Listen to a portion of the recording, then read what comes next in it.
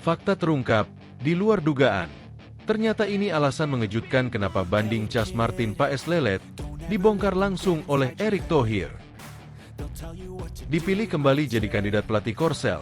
Ini alasan kenapa Shin Tae-yong diyakini tetap pilih timnas Indonesia dan tolak mentah-mentah tawaran Korea Selatan. Bukan Jepang atau Korsel, pelatih Iran malah khawatir bertemu timnas Indonesia jelang putaran ketiga kualifikasi Piala Dunia 2026. Pelatih Iran bilang begini. Jelang putaran ketiga, Shin Tae-yong tak perlu khawatir kalau Sandy Walsh absen. Bek sayap grade A Belanda ini siap merapat ke timnas Indonesia. Dulu tolak mentah-mentah tawaran bela timnas Indonesia, Emil Audero beri kode keras gabung ke skuad Garuda. Ini respon PSSI. Inilah bocoran 6 pelatih top potensial gantikan Shin Tae-yong jika resmi hengkang dari timnas Indonesia. Berikut informasi terlengkapnya.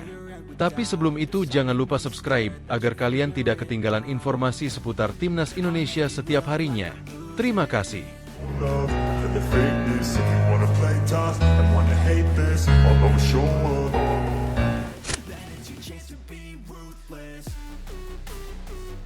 Fakta terungkap, di luar dugaan. Ternyata ini alasan mengejutkan kenapa banding Cas Martin Paes Lelet dibongkar langsung oleh Erick Thohir. Ketua Umum, Ketum, PSSI, yakni Erick Thohir, angkat bicara mengenai perkembangan proses naturalisasi calon kiper timnas Indonesia, yakni Martin Paes. Kiper FC Dallas itu sejatinya sudah berstatus sebagai warga negara Indonesia, WNI. Status itu didapatkannya usai mengucap sumpah setia di Kanwil Kemenkumham, Jakarta Timur, pada 30 April 2024 lalu. Sayangnya, ex-kiper FC Utrecht tersebut masih belum bisa membela timnas Indonesia. Hal itu dikarenakan dirinya terganjal satu aturan perpindahan kewarganegaraan dalam aturan FIFA. Dalam aturan tersebut, pemain tidak boleh berpindah kewarganegaraan ketika dirinya sudah pernah membela timnas pertama saat berusia 22 tahun. Masalahnya, Paes pernah membela timnas U20 Belanda saat dirinya berusia 22 tahun pada 2020 lalu. Untuk bisa membela timnas Indonesia, Paes harus menjalani sidang pengadilan arbitrase olahraga, CAS, terlebih dahulu. Apabila kasusnya disahkan oleh CAS, maka Paes sudah bisa membela skuad Garuda. Namun, ada satu kendala lagi yang harus dihadapi oleh kiper berusia 25 tahun tersebut dan PSSI. Hingga kini, kasusnya tersebut masih belum diproses oleh pihak pengadilan. Kondisi tersebut langsung dijelaskan oleh Ketum PSSI, yakni Erick Thohir. Erick menjelaskan bahwa Paes memang sudah sah menjadi WNI. Akan tetapi, proses administrasi di FIFA dan CAS memang masih berjalan panjang. Ia juga menjelaskan bahwa ada beberapa tantangan yang harus dihadapi oleh pihaknya. Namun, Erick enggan menjelaskan tantangan apa yang ia maksud tersebut. Sudah angkat sumpah, jadi WNI, tapi proses administrasi di FIFA masih berjalan panjang, kata Erick. Tentu ada tantangan, katanya melanjutkan. Di lain sisi, ada satu ungkapan mengejutkan dari pria berusia 53 tahun tersebut. Dengan berani, Erick menjelaskan bahwa ada pihak-pihak tertentu yang kemungkinan mengganggu proses administrasi ini. Menurutnya, tak semua negara ingin timnas Indonesia berkembang dan maju ke arah yang lebih baik lagi. Namun, lagi dan lagi ia tak mau menjelaskan secara detail pihak mana yang ia maksud tersebut. Saya rasa tidak semua negara ingin Indonesia maju kan? Jadi, itu kami dorong, pungkasnya. Dipilih kembali jadi kandidat pelatih Korsel, ini alasan. Kenapa Shin Tae-yong diyakini tetap pilih timnas Indonesia dan tolak mentah-mentah tawaran Korea Selatan. Pengamat sepak bola, Roni Pangemanan, buka suara menanggapi kabar adanya minat dari timnas Korea Selatan untuk kembali menggunakan jasa Shin Tae-yong. Ropan, sapaan karib Roni Pangemanan, optimistis bahwa pelatih asal negeri ginseng ini akan lebih memilih untuk bertahan dan melanjutkan kontraknya dengan timnas Indonesia. Saya masih yakin bahwa Shin Tae-yong itu akan berada di kita, akan memilih tim nasional Indonesia. Jangan khawatir ya bagi netizen penggemar sepak bola Indonesia, kita tak akan kehilangan Shin Tae-yong, ucap Ropan. Saya itu meyakini benar bahwa Shin Tae-yong akan pegang janjinya, sambungnya. Sebelumnya, kembali beredar kabar bahwa Shin Tae-yong terpilih kembali menjadi kandidat pelatih Korsel. Kabar tersebut benar adanya. Selain itu, legenda Korea Selatan Lee Chun-soo juga turut mendukung langkah PSSI-nya Korea Selatan untuk membawa pulang Shin Tae-yong ke tanah air. Saat ini, proses perpanjangan kontrak Shin Tae-yong untuk tetap menangani timnas Indonesia masih belum tuntas. Pelatih berusia 53 tahun ini masih belum merespon sodoran draft final kontrak dari PSSI. Ketua Umum PSSI, Erick Thohir, menyebut PSSI sudah menyerahkan draft tersebut ke Shin Tae-yong sejak 2 pekan lalu. Namun, sampai saat ini belum ada jawaban dari Shin Tae-yong. Namun, Erick menjelaskan bahwa hal tersebut tak lepas dari kondisi Shin Tae-yong saat ini. Mantan pelatih timnas Korea Selatan tersebut tengah menjalani masa pemulihan setelah menjalani prosedur medis beberapa waktu lalu. Menurut Ropan, ada beberapa hal yang membuatnya yakin Shin Tae-yong tak akan mengambil tawaran sebagai pelatih timnas Korea Selatan. Ia menilai, Shin Tae-yong pasti memiliki trauma dengan perlakuan buruk yang diterimanya dari sejumlah pihak kala masih menangani tim nasional negeri ginseng tersebut. Shin Tae-yong trauma bagaimana dia sempat kena lempar telur oleh supporter timnas Korea Selatan dan nasibnya digantung oleh KFA, Asosiasi Sepak Bola Korea Selatan, kata Ropan. Saya pikir Shin Tae-yong akan berpikir lagi untuk menerima tawaran jadi pelatih timnas Korsel, ia menambahkan. Selain itu, Ropan menyebut, ada alasan lain yang membuat Shin Tae-yong bakal bertahan bersama timnas Indonesia. Mantan wartawan olahraga ini menyebut, Shin Tae-yong tentu tak mau peluang yang sudah di depan mata, hasil kerja keras sejauh ini, hilang begitu saja.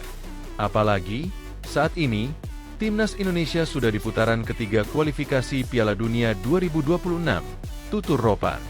Ini menjadi tantangan tersendiri bagi Shin Tae-yong untuk berbuat yang terbaik, tutup Ropan. Bukan Jepang atau Korsel, pelatih Iran malah khawatir bertemu timnas Indonesia jelang putaran ketiga kualifikasi Piala Dunia 2026, pelatih Iran bilang begini. Bukan Jepang ataupun Korea Selatan, pelatih Iran Amir Galenoei justru harap-harap cemas apabila timnya bertemu timnas Indonesia di kualifikasi Piala Dunia 2026. Padahal, Iran terbilang menjadi negara nomor 1 di sepak bola Asia, sementara timnas Indonesia datang sebagai kuda hitam di turnamen tersebut. Seperti diketahui, kemungkinan timnas Indonesia bertemu Iran terbilang cukup besar lantaran kedua negara ini berada di pot yang berbeda dalam undian kualifikasi Piala Dunia 2026. Iran yang datang sebagai tim unggulan menempati pot nomor 1 bersama Jepang dan Korea Selatan dalam undian ronde ketiga kualifikasi Piala Dunia 2026. Sebaliknya, timnas Indonesia sebagai tim debutan berada di pot ke-6 atau terakhir karena menjadi negara dengan ranking terendah di turnamen itu.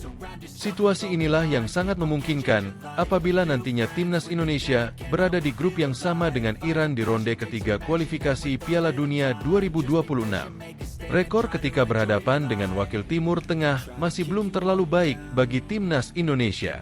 Terbaru, pasukan Shin Tae-yong takluk dari Irak di grup F. Meski demikian, situasi tersebut justru tak terlalu dihiraukan oleh pelatih Iran yakni Amir Galenoei yang justru khawatir kalau berjumpa timnas Indonesia. Pasalnya, kekuatan timnas Indonesia dalam beberapa turnamen terakhir cukup mengesankan tim-tim besar Asia, salah satunya di kualifikasi Piala Dunia 2026.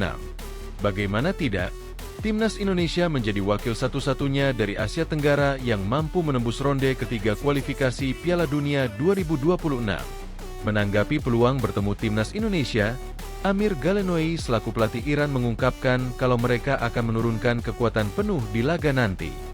Walaupun sering menumbangkan Jepang seperti di perempat final Piala Asia 2023 lalu, serta menjadi tim nomor 1 dalam kawasan Asia, tapi Iran tak mau anggap sebelah mata lawan-lawannya.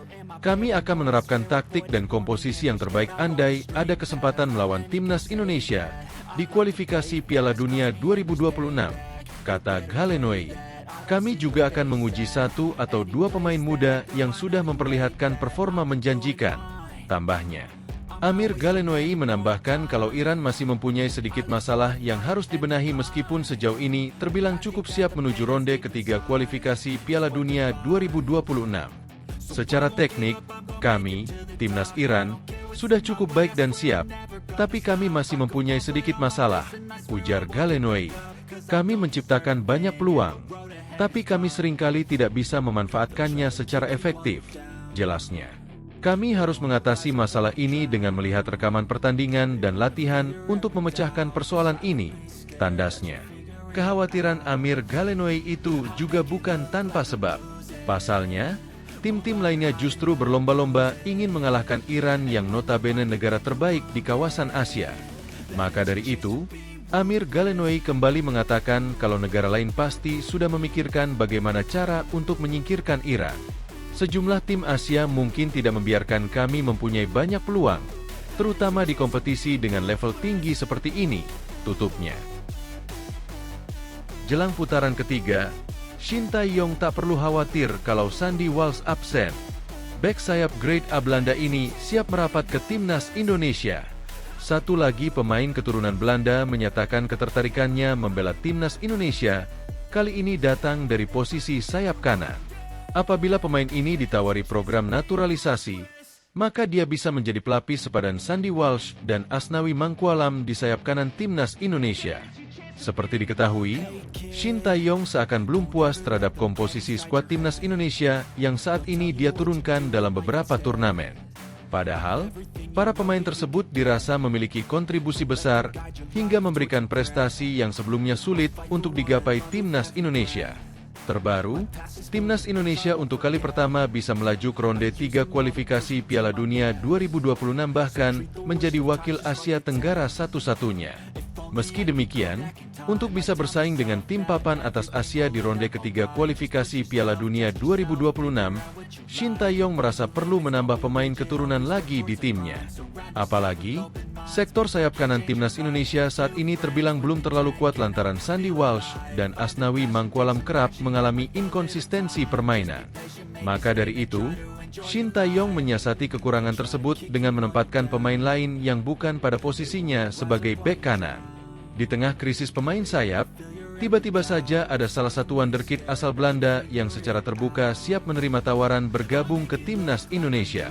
Pemain tersebut ialah Luca Evering yang berposisi sebagai sayap kanan dan saat ini bermain untuk salah satu klub legendaris Belanda yaitu Go Ahead Eagles.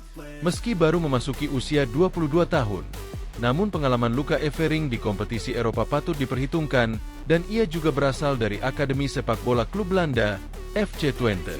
Akan tetapi, Luca Evering malah tidak sekalipun mendapat panggilan dari tim Belanda dan hal inilah yang membuatnya buka peluang untuk membela timnas Indonesia. Harapan ini diucapkan oleh Luca Evering ketika dirinya menjawab pertanyaan terkait peluang dirinya di naturalisasi timnas Indonesia melalui kanal YouTube Yusa Nugraha. Mungkin iya, main di Indonesia, karena aku juga ingin ke Indonesia, ujar Luca. Aku tentu ingin liburan ke sana tapi mungkin juga bisa mencoba bermain, tinggal di sana dan juga belajar lebih kultur Indonesia, tambahnya. Keinginan Luca Evering ternyata bukan isapan jempol semata. Ia mengatakan kalau PSSI pernah menghubunginya untuk menanyakan kesediaannya membela timnas Indonesia. Pernah sekali dapat info tapi nggak direct kontak. Tapi saat itu aku masih cedera dan pastinya mereka enggak mau panggil pemain yang lagi cedera, tandasnya. Jadi belum ada kontak langsung tapi siapa tahu suatu saat nanti, dan kalau waktunya datang aku akan berpikir untuk itu, sambungnya. Kendati demikian, Luca Evering menambahkan kalau PSSI belum lagi menghubunginya. Kini, ia terbuka apabila kembali ditawari gabung ke timnas Indonesia. Aku terbuka. Aku lihat juga nanti gimana menurutku. Dari situ aku akan jawab. Tapi kalau aku dihubungin, aku tentu sangat menghormati, jawab Luca Evering. Itu sesuatu yang tidak begitu saja bisa ditolak. Itu kehormatan yang sangat besar, tutupnya. Dulu tolak mentah-mentah tawaran bela timnas Indonesia, Emil Audero beri kode keras gabung ke skuad Garuda. Ini respon PSSI. Sempat tolak tawaran bela timnas Indonesia, pemain Inter Milan ini malah kasih kode keras gabung skuad Garuda. Program naturalisasi PSSI telah membuahkan hasil yang baik bagi timnas Indonesia di bawah asuhan Shin Tae-yong. Program ini memang tidak mudah, mengingat ada sebagian pemain keturunan yang menolak untuk dinaturalisasi dan bergabung bersama Indonesia. Salah satu contohnya adalah Emil Audero Mulyadi, pemain keturunan yang berposisi sebagai kiper Liga Italia dan bermain untuk Inter Milan. Beberapa waktu lalu, PSSI menawarkan kesempatan kepada Emil untuk memperkuat timnas Indonesia. Namun, tawaran tersebut ditolaknya karena ia ingin membela tanah kelahiran ibunya, Italia. Namun, situasi kini tampaknya mulai berubah. Setelah timnas Indonesia menjadi sorotan di kancah sepak bola dunia, Emil Audero Mulyadi justru memasang logo Indonesia di bio Instagramnya dan memfollow Ketua Umum PSSI, Erick Thohir. Pada awal tahun 2022, perwakilan PSSI sempat menemui Emil Audero dan menawarinya kesempatan kedua untuk dinaturalisasi. Prosesnya tidak akan rumit mengingat Emil lahir di Mataram, Nusa Tenggara Barat, dan memiliki darah Indonesia dari sang ayah. Sayangnya, Emil kembali menolak tawaran PSSI. Penolakan tersebut disampaikan langsung oleh ayahnya. Upaya untuk membujuk Emil sebenarnya sudah dilakukan sejak tahun 2016, tetapi hasilnya selalu sama. Emil beralasan bahwa ia masih memiliki cita-cita untuk bermain bagi timnas Italia, meski hingga kini ia belum pernah membela tim nasional Italia. Sampdoria, klub yang dulu menjadi kebanggaannya, justru turun kasta ke Serie B, dan Emil dipinjamkan ke Inter Milan sebagai cadangan. Meskipun demikian, baru-baru ini Emil Audero terlihat mengikuti akun Instagram Ketua Umum PSSI, Erick Thohir. Hal ini langsung menjadi perbincangan hangat di kalangan pecinta sepak bola dan netizen di Indonesia. PSSI pun turut merespons dan menyatakan bahwa hingga saat ini belum ada rencana terkait naturalisasi Emil Audero. Sampai hari ini belum ada soal naturalisasi Emil Audero, kata anggota Komite Eksekutif PSSI, Arya Sinulinga. Emil Audero Inter Milan, Dia bangga punya mantan presiden orang Indonesia. Kan senang juga, Emil Audero. Tidak apa-apalah, ujar Arya Sinulinga. Alih-alih memfokuskan pada naturalisasi Emil Audero, PSSI memilih untuk fokus pada Martin Paes, kiper diaspora dari FC Dallas. Martin Paes, yang berposisi sebagai kiper, mesti bersabar karena proses naturalisasinya terganjal masalah. Erick Thohir mengatakan bahwa PSSI bersama Shin Tae-yong sedang memantau pemain keturunan lain berkualitas grade A yang cocok dengan kriteria yang dibutuhkan timnas Indonesia saat ini. Inilah bocoran 6 pelatih top potensial gantikan Shin Tae-yong jika resmi hengkang dari timnas Indonesia. Durasi kerja Shin Tae-yong sebagai pelatih timnas Indonesia akan berakhir pada Juni 2024. Meski begitu, pembahasan kontrak baru pelatih asal Korea Selatan tersebut sudah dilakukan oleh PSSI. Di sisi lain, Shin Tae-yong baru-baru ini dipilih kembali menjadi kandidat pelatih Korea Selatan. Hal tersebut benar adanya. Melihat dari pengalaman pahitnya saat melatih Korea Selatan, di mana ia dilempari telur oleh para fans hingga dicaci maki, tentu ini adalah sebuah keyakinan untuk para fans Garuda Muda jika Shin Tae-yong akan menolak tawaran Korsel. Namun, keyakinan hanya sebatas keyakinan, dan keputusan ada di Shin Tae-yong. Maka dari itu, jika keputusan Shin Tae-yong tak sesuai dengan apa yang kita harapkan, maka inilah bocoran pelatih top potensial gantikan Shin Tae-yong jika resmi hengkang dari timnas Indonesia. Nama pelatih pertama yang bakal mendapat sambutan hangat apabila menjadi pengganti Shin Tae-yong di timnas Indonesia adalah Luis Mia Aspas. Pelatih asal Spanyol ini memang punya kenangan yang cukup indah bersama pendukung timnas Indonesia, meskipun belum ada prestasi berarti yang diraih. Satu-satunya prestasi yang bisa dipersembahkan Luis Mia adalah membawa skuad Garuda Muda merebut medali perak SEA Games 2017. Saat menukangi timnas Indonesia pada medio 2017 hingga 2018, ex-pelatih timnas Spanyol U21 itu mampu membuat skuad Garuda menyajikan permainan yang menarik. Momen itu tepatnya terjadi ketika Indonesia menjadi tuan rumah Asian Games 2018. Dengan mengandalkan pemain-pemain muda, Mia sukses memberikan sajian yang enak ditonton. Namun demikian, saat masuk bursa calon pelatih timnas Indonesia pada 2019, Mia tak berani menggaransi gelar juara bagi timnas Indonesia. Adapun hal itu yang kemudian disanggupi Shin Tae-yong. Kandidat selanjutnya adalah Akira Nishino. Sosok Akira sempat disebut-sebut bakal menjadi direktur teknik PSSI, menggantikan posisi Indra Syafri. Teranyar, pelatih berusia 68 tahun itu masuk bursa calon pengganti Shin Tae-yong di Timnas Indonesia. Akira Nishino memiliki rekam jejak cukup mentereng di dunia racik strategi. Dia sempat dipercaya Federasi Sepak Bola Jepang, JFA, untuk membesut Timnas Jepang di Piala Dunia 2018. Kiprah Samurai Biru di Piala Dunia 2018 Rusia juga tidak buruk-buruk amat. Akira Nishino sukses membawa timnya lolos ke babak 16 besar. Sayang, Jepang gagal melaju ke perempat final setelah kandas di tangan Belgia. Nishino punya nama besar di sepak bola Jepang. Tidak hanya di tim nasional, dia mengukir beberapa prestasi mentereng di level klub bersama Gamba Osaka pada medio 2002 hingga 2011. Peraih gelar Japan Football Hall of Fame pada 2019 itu bisa menjadi opsi terbaik jika Shin Tae-yong bercerai dengan Timnas Indonesia. Kebetulan, Akira Nishino kini sedang menganggur setelah kali terakhir melatih Timnas Thailand pada 2021.